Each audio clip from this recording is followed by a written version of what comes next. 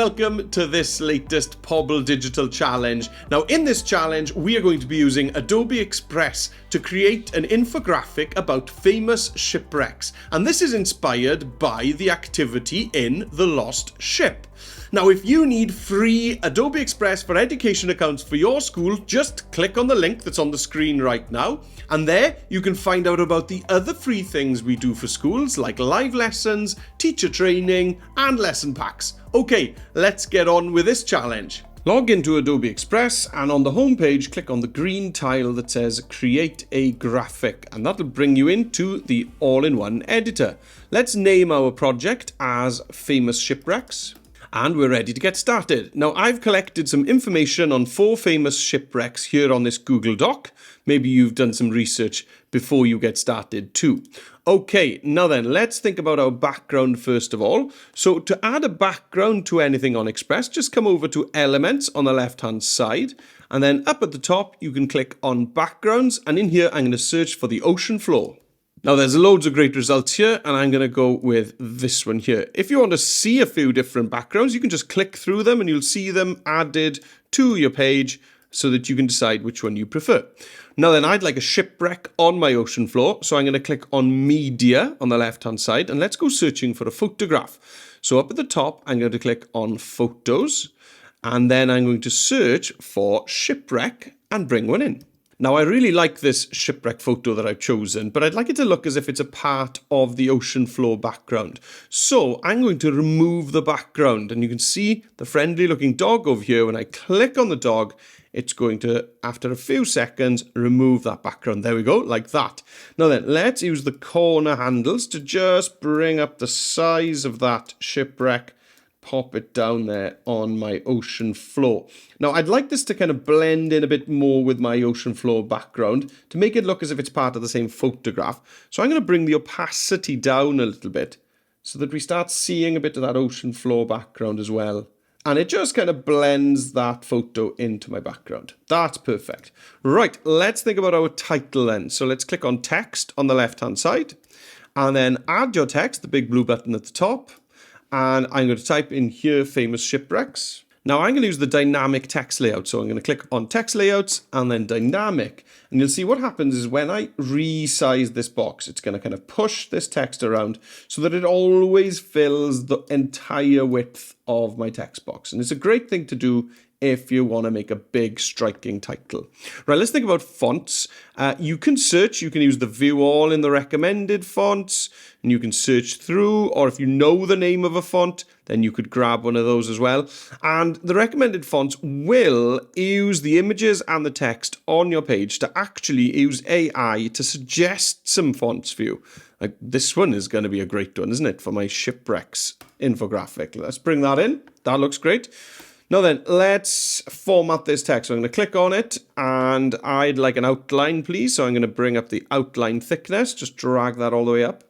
Now then, what colors do I want for this text? Well, how about I use this darkest blue at the bottom of this background for my font? So I'm going to click on the fill here, and then I can use this eyedropper tool to choose that exact dark blue color, and look, there we go. It's set that as my font color up here.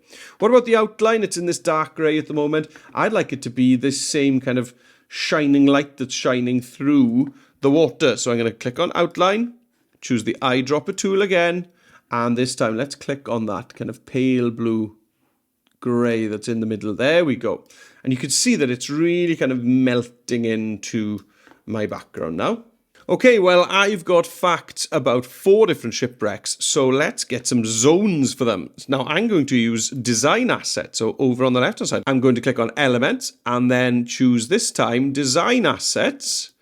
And why not search for something like a bubble? And I tell you what, this first one looks brilliant. Let's bring that in. Now, that's what I like about design assets, is that a lot of them have got kind of transparency built in. Notice that I can see through the bubble. It's not just kind of cut out as a circle. It's actually a little bit transparent as well.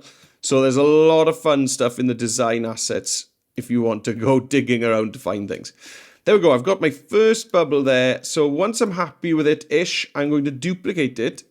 Click on the 3 dots and choose duplicate.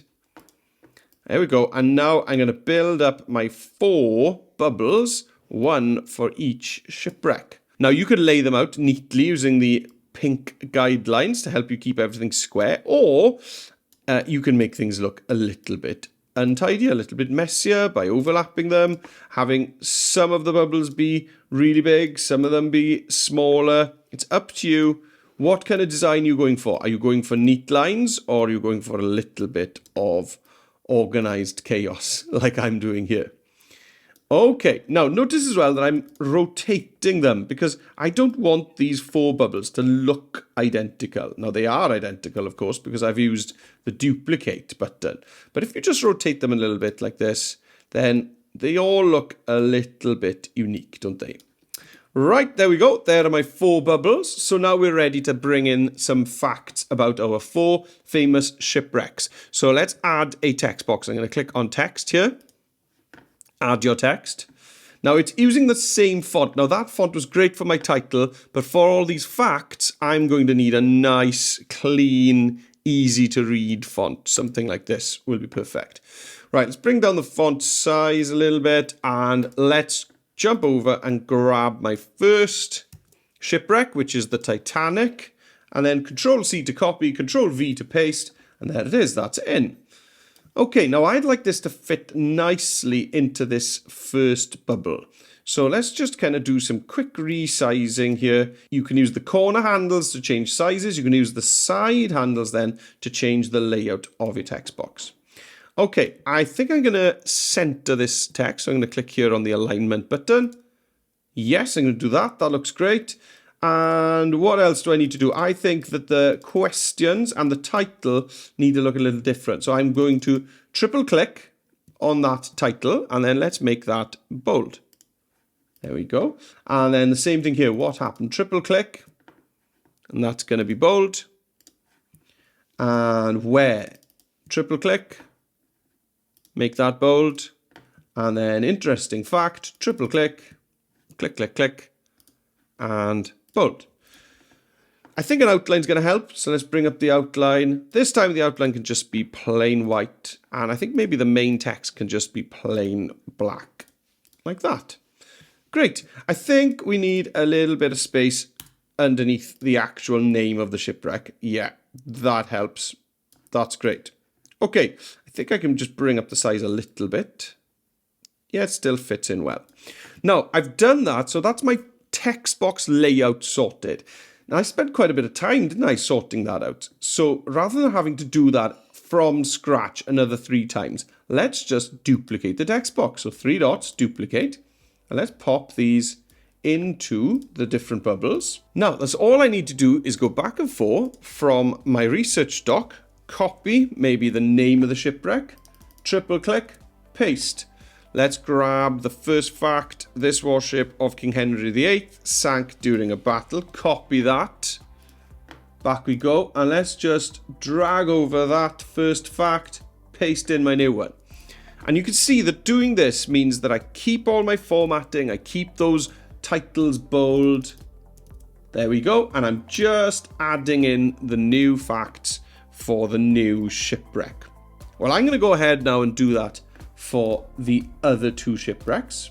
And there we have it. Our famous Shipwrecks infographic is done. Now, if you'd like to print that out, you can just click on the download button up here on the top right, and you could download that as a PDF to print or a PNG if you're going to store it in your digital file somewhere. If you'd like a link to your work, just click on share and then choose to publish a view only link. And then anybody who clicks on that link can see your amazing infographic published on the internet.